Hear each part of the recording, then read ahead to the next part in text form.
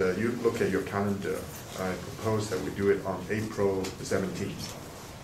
It's not totally, you're not totally obligated, but I think it's a good idea to think about it.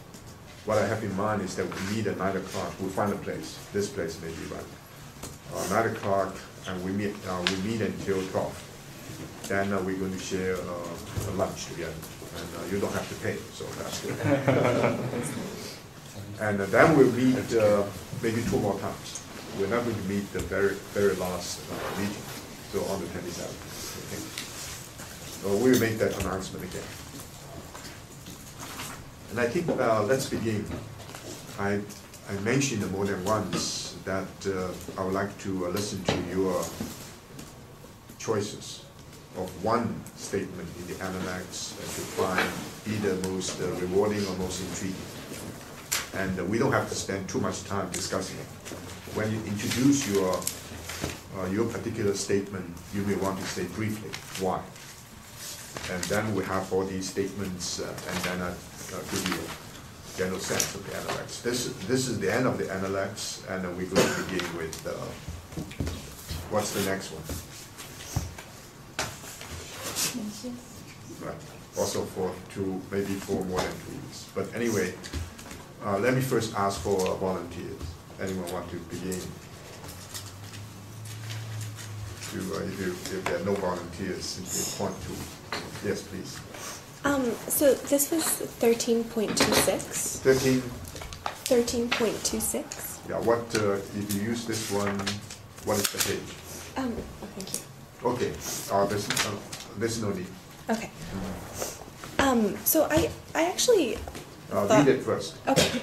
The master said, "A gentleman shows authority, but no arrogance. A vulgar man shows arrogance, but no authority." Mm-hmm. I just sort of always believed in this principle, but I never said it out loud or read it, really anywhere. But I think it has a lot to do with, matching deeds with words and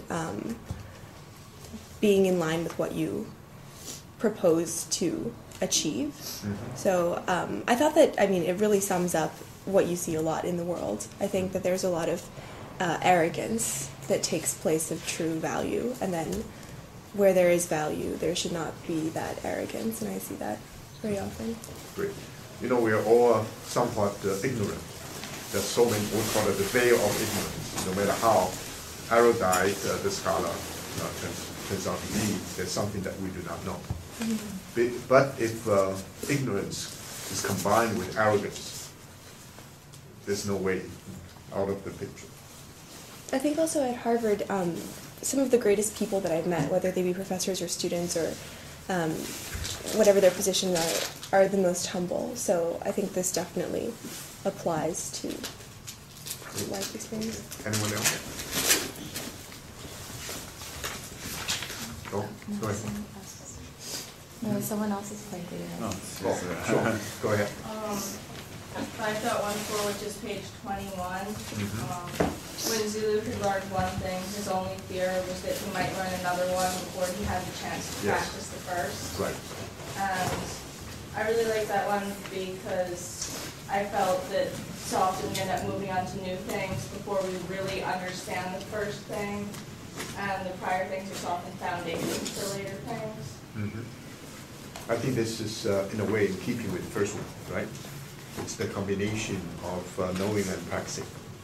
So the idea, in terms of acquisition of knowledge, even before you totally digested that particular knowledge, you want to move ahead. But in terms of self-cultivation or moral progress, this whole notion is that you really have to put some ideas into practice before you can move on. There's only one thing that if you will, you get. It's one thing. And for example, you want to become a lawyer, you have to work hard, but there are also all kinds of conditions. You may not become one. The simple things, I want to go to New York, I buy the ticket, but there's a storm, so there are conditions.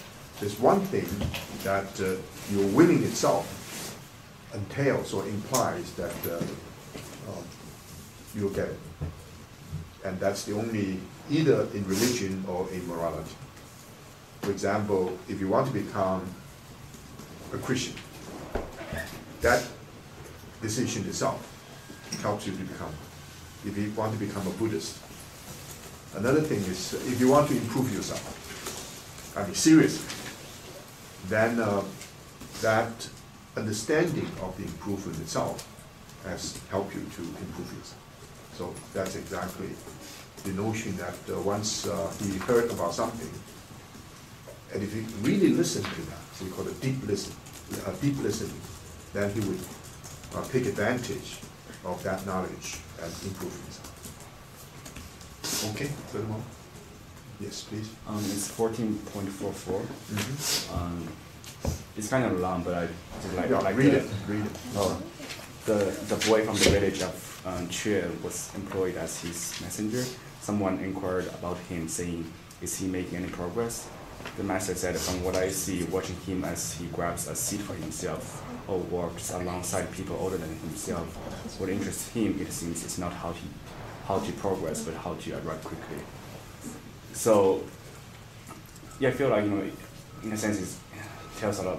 I feel like the contemporary society is, we sometimes care a lot more about how to get to a place. Like it's a lot of merit-based, and I mean sometimes if you look at, I don't know, like, well, I'm an econ major, but if you like, if you look at people on Wall Street, you feel like that they would just for the sake of money they would do everything. I got this feeling. You're committed to that too? I'm not committed to that. Yeah, not yet. I'm not trying to go into that. But but I think to me, I think that whole analytics really tells something like deeper or something more fundamental, like other than this superficial purpose, whatever that is in life.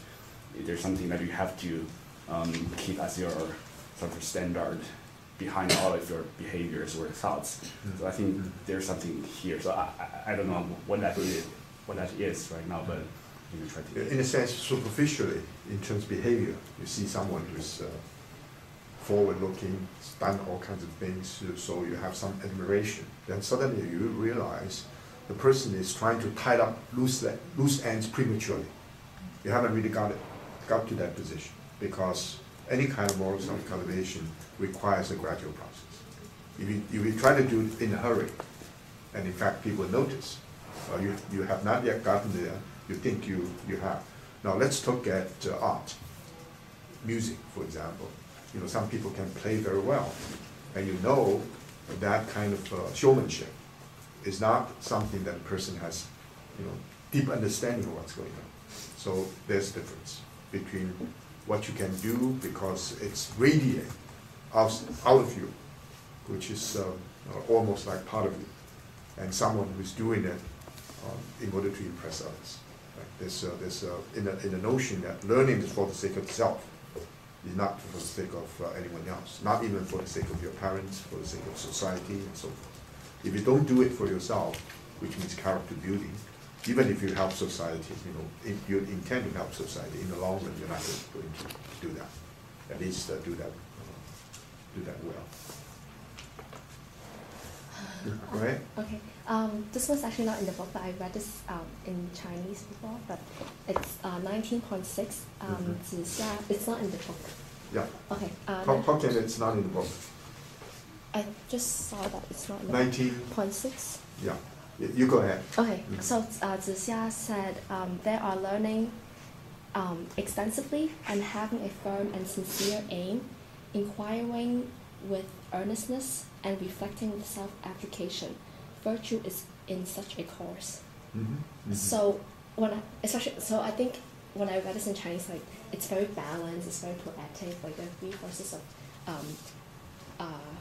5 words, so it's just really elegant when it's in the original language. And also like it talks about learning broadly and having a aspiration. So that's like a far grandiose, like it's a grand vision. But also like the second part says like you should also think about it with earnestness and reflecting it closely. So not only so in addition to trying to learn broadly, you also want to think about it like closely and meticulously. So